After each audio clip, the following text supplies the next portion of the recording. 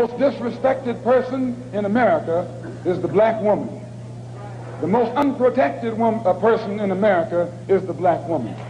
The most neglected person in An America is ode the to the black women woman. who taught me what strength is. An original poem by Jeffrey C. White. I discovered my fortitude in the creases of their hands, worn by toil, by lifting a burdened world that never thought to lift them, in kitchens where the scent of spice spoke in hushed tones and perseverance, alchemizing scraps into banquets, wounds into narratives they cherished. Their laughter fragmented the heaviness of the world that never relented. Yet they taught me how to bend without shattering, how tenacity resides not in stillness, but in the reverberation of a voice that refuses to be dismissed. They wove their endurance into my hair, stitched their struggles into my skin. In the mirror, I wear their battles not as scars, but as symbols, not a legacy of defeat, but a chronicle of a fight that persists. I walk in their weight, yes, but with their drum, carrying the cadence of their resolve, knowing the world may bruise my body, but it cannot diminish my will. They taught me that fortitude is a gift, wrapped in the ache of each passing day, that the most profound lessons are cradled in open palms, not clenched fists. Strength is a canyon carved deeper with every turn. It persists where pressure reshapes, not where it crumbles. It rests in the moments where I feared I might falter, but remained unbroken. I found it in how they folded into prayers while awakening dreams. How they bore burdens immense enough to crush mountains, yet still found joy in the simplest of things. A quiet Sunday morning, a child's smile, the cadence of a forgotten tune. They taught me that pain is a muted metamorphosis, rendering parched soil into the womb of rising worlds. I found my strength in the reflection of all they refused to surrender, the dignity they carried like a resolute anthem, even when the world demanded they bow. Their stories, those nights I listened in awe, tales of victories against unseen forces, taught me that a backbone is not forged by steel, but by the love that refuses to let you collapse. So I carve their wisdom in the chambers of my heart, letting it mold the contours of my inner self, where their grit blooms like untamed flora. In a world that seeks to smooth every crack in my foundation. And now I understand. What once felt like a weight pressed into fingertips was a lattice of purpose drawn from inherited strength, not a punishment, but a divine right.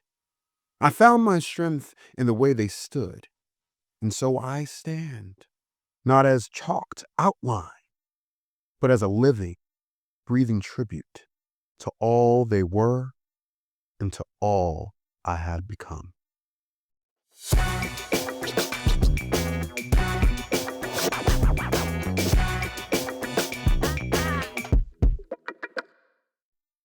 What's up? What's up? What's up? What's up? It is your boy, it is your cousin, it is your best friend here, Jeff. Welcome back to the Visionaries Vault, a Black intellectual podcast where we examine the intersections of sociology, politics, and lived experience. Once again, I am here, your co-host, Jeff. We're not meeting with Christian this week, but it's all good because you're in good hands. And today, I'm asking a question that I've been, thinking about, and it's been on my mind for a few years now. One that I hope to answer by the end of this episode. So, who carries the emotional weight of safety in Black communities? I want to be transparent and name it and start here. I am a cis Black man speaking on gendered labor and the emotional toll placed on Black women. So my insights don't come from speaking for women, but from being raised by them. My mother, my aunts, my grandmother, my great grandmother, they all shaped everything that I am and everything I know about care and survival and accountability and love and strength. Their experiences mirror what sociologist Mary Pattillo describes in her 1990 ethnography, Sweet Mothers and Gangbangers. And that's where I want to start today. So, in Sweet Mothers and Gangbangers, Pattillo enters Groveland, a black middle-class neighborhood on Chicago's South Side, a place where, in her words, one of the city's top gang leaders and drug dealers lives just blocks away from high-ranking black city officials. So she finds a community that is stable yet uneasy, right? Moral yet entangled in what she calls interlocking networks of responsible and deviant residents. So her argument is sharp. Stability does not equal safety. So in Groveland, there is dense social ties and strong neighborhood institutions, and they keep crime contained but not eliminated. The same family and church networks that nurture also conceal. They fold the deviant into the domestic. So, this observation matters because it reveals the limits of what mainstream sociology has long idealized as community cohesion. The very closeness that outsiders praise as strength can also be a mechanism of quiet control. This is a form of social discipline exercise within the margins of Black life. What Pattillo is showing us is how safety itself becomes labor, how the work of maintaining social order gets disrupted unevenly along gender and class lines. So, what Pattillo shows us is that crime and care share an address. In Groveland, Black women, the Sweet Mothers, right, this label that's within the title of the piece, are the moral custodians of both community and this tension, this contradiction that exists within this community. They are the ones asked to love the neighborhood into civility, to monitor the blocks, to protect their sons from both the gang and the police. So, this dual expectation to love unconditionally and police compassionately, it exposes the emotional contradiction of Black womanhood under racial capitalism. So, these women are not just performing care, they are doing the work of the state without the authority, without the compensation. Historically, we know that, or safety that the state affords itself. Every favor, every act of mediation, every plea for peace becomes a small act of unpaid governance. And that reality immediately took me back to my own family. Took me back to the women who raised me in Brooklyn and Jamaica, Queens. My aunts and my grandmothers and my great-grandmother, the women who knew the quiet codes of the street, who cooked for kids that weren't theirs, who hid fear behind a firm voice. They carried the same emotional labor that Pattillo documented, the uncredited, unpaid work for keeping everyone alive. And when I say keeping everyone alive, I mean that literally. Their labor filled the gaps left by institutions that saw Black neighborhoods as expendable. It was their vigilance that substituted for patrol cars that didn't come, that never came when we called. Their compassion that replaced mental health resources that never existed. To understand why this burden falls on them, we have to look backward. So Angela Davis reminds us in her piece, Women, Race, and Class, that this expectation of endless Black women's labor was born in slavery. Yes, I'm taking it there. Enslaved women, she writes, were first full-time workers for their owners and only incidentally wives and mothers. They were producers, reproducers, and caregivers, but never owners of their own bodies or their labor. And that one sentence tells the entire genealogy of exploitation. It means that Black women's work has always been treated as both essential and invisible, valued for what it produces, but also devalued as human expression. So from the plantation to the present, Black women have been asked to perform nurturing under duress, to love a world that does not love them back. So the so-called matriarch image that later emerges from the Moynihan Report in 1965 to today's media is not a pathology of Black family life. It's a distortion of endurance. And Pattillo's sweet mothers are not moral saints. They're survivors navigating a double bind.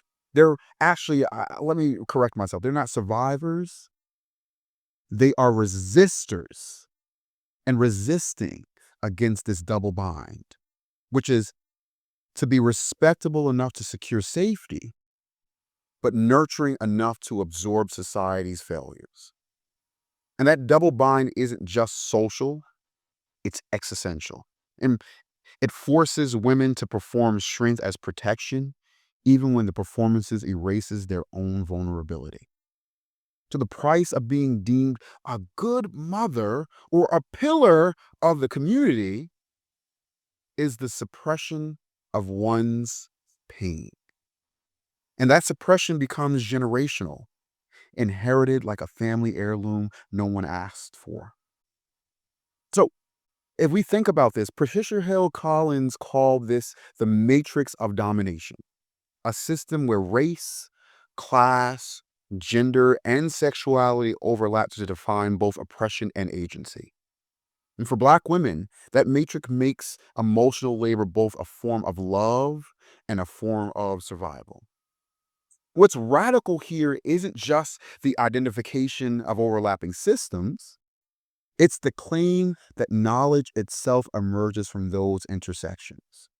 And Collins reframes survival as epistemology, that Black women's insight into power isn't theoretical, it's lived. Every time they soothe, negotiate, or strategize, they are theorizing the social world in motion. It shifts the center of political analysis from abstract ideology to lived experience.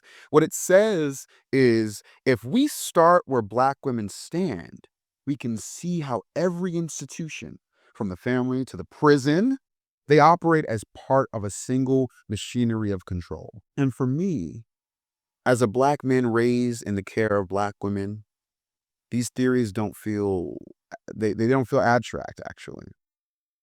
They feel so real and lived and visceral and autobiographical in a sense. Because I remember seeing my grandmother embody respectability not as aspiration, but as armor, as protection, as survival, as a way of life. I watched my mother correct me not only for safety, but because she knew how unforgiving the world was to Black boys who didn't, quote unquote, act right. That's what Pattillo captures. This paradox, this tension of protection. How love becomes labor, how community survival relies on women's exhaustion. And as Angela Davis later learned in the Frankfurt School under Adorno and Marcuse, contradiction isn't something to erase. It's a site of knowledge. And Davis said that the tension between theory and praxis, between freedom and control, taught her to think dialectically. So this insight matters because it redefines contradiction as a creative force rather than a flaw. So, and Davis learned that oppression often disguises itself as order, that the very systems meant to protect are the same ones that confine. And Pattillo's Groveland embodies the same dialectic, a community so invested in respectability that it inadvertently mirrors the carceral logic it seems to escape. And Linda Tuhiwai Smith widens that lens. In their work, Decolonizing Methodologies, she writes, imperialism still hurts, still destroys, and is reaffirming itself constantly. So the colonial project never ended. It just localized itself. It localized itself in neighborhoods and schools and welfare systems and police departments. Groveland is in many ways a microcolony of American empire, boarded, surveilled, and self-policed. So Smith's words remind us that domination doesn't disappear. It adapts. It becomes internalized, actually. So what she's describing is a system that survives by making its victims responsible for its upkeep. And when Groveland residents internalize surveillance as pride or discipline, when mothers become moral regulators, they are performing a colonial logic disguised as self-determination. So our guiding question, who carries the emotional weight of safety, is also a question about empire, about power, actually. Who's expected to civilize the chaos the state creates? And who becomes the moral infrastructure for democracy?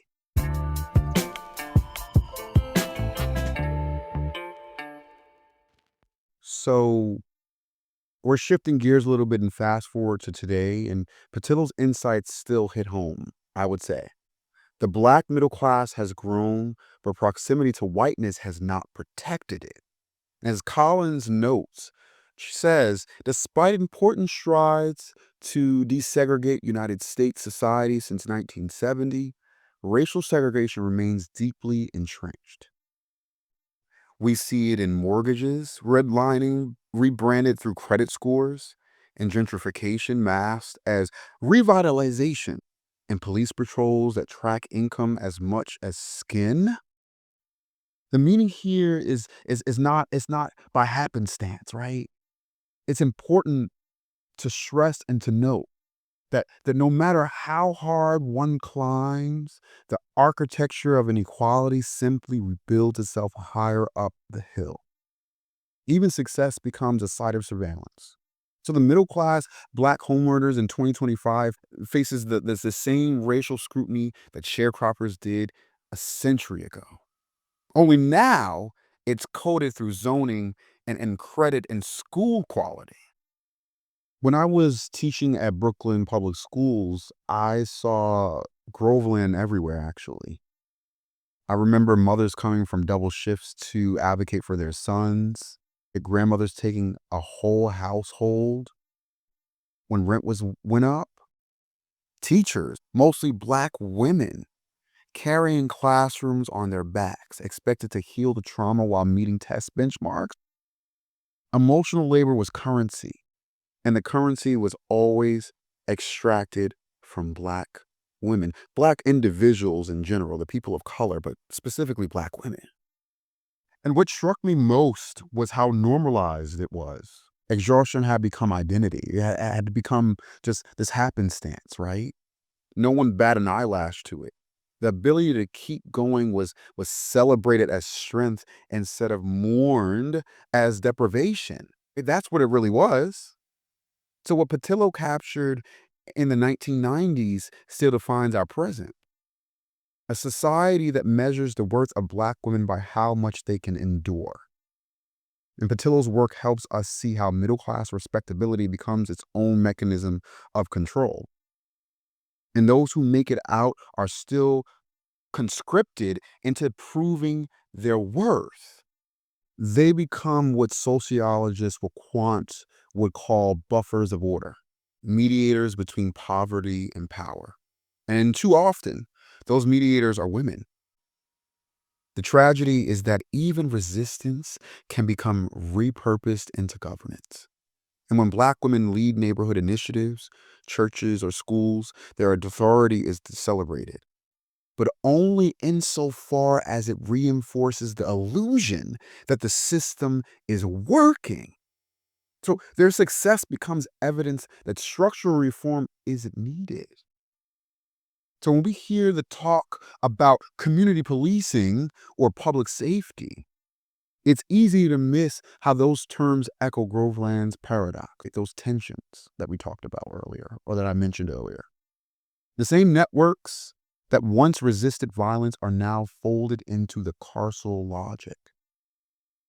The call to protect the neighborhood becomes a coded demand to police it. And that shift from protection to policing reveals how power disguises itself as care. It asks communities to replicate the same surveillance that once targeted them. What began as love becomes labor, and what began as defense becomes discipline. And Angela Davis offers a different vision, one rooted in abolitionist feminist theory and framework. And she argues that the goal is not to better police, but the abolition of the conditions that make policing seem necessary. So to imagine that the world, we have to stop asking Black women to bear the emotional cost of keeping everyone else safe. So Davis's argument matters because it demands we unlearn what we've been taught to call normal. So if safety always requires someone suffering, then safety itself needs redefining. Feminism, abolitionist feminism, insists that that the real measures of peace is not control but care, not the absence of crime, but the presence of equity and justice. And this is where the personal becomes political again for me. I remember, like, growing up, I saw the women in my family manage contradictions that should have been impossible. Working 2 jobs or raising other people's children while raising their own, negotiating with schools administrators, right, and police officers, maintaining dignity in systems designed to erase it, cleaning streets. This image to make sure that our streets are clean, literally cleaning streets. To say that this neighborhood is ours and we have to take ownership of it and we have to make sure that they're clean. So this image and this stigma and the stereotypes of Blackness and Black people is not perpetuated. So their labor, like Roland's Sweet Mothers, was both shield and, I will say, metaphorically shackles, right? Constraints. And here's the quiet truth behind the contradiction. The same compassion that sustains community also sustains inequality. And as long as society depends on women's self-sacrifice, it has no incentive to change. So love becomes a labor contract written in invisible ink. And that's the racial heart of, I think, and the core and the center of Pattillo's study. The problem isn't simply crime. It's containment. A society that criminalizes Black life and Black bodies and Blackness, and then asks Black women to hold it together, is performing what Linda Smith would call an imperial masquerade. The empire dresses up as community care. And Smith's insight reminds us that colonialism survives by rewriting its image. What looks like empowerment can actually be absorption, power outsourcing its labor to those it marginalizes. So when we see the neighborhood mother as the hero, right? The Mama G's, which is one of the individuals spoken about in Pattillo's work, or the aunties and the grandmothers and the Miss Shirleys and the Miss Bettys and the Miss Fernandezes, we must also ask, why must she be?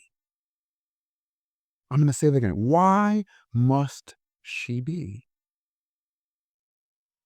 So let's come back to our question. Who carries the emotional weight of safety? Historically, it's been Black women forced into the role of moral stabilizers in an unstable system. Sociologically, it may be the intersections of race and gender that makes the burden invisible. But for me personally, it's the women whose prayers and discipline built the foundations I stand on. They didn't just raise me. They politicized me.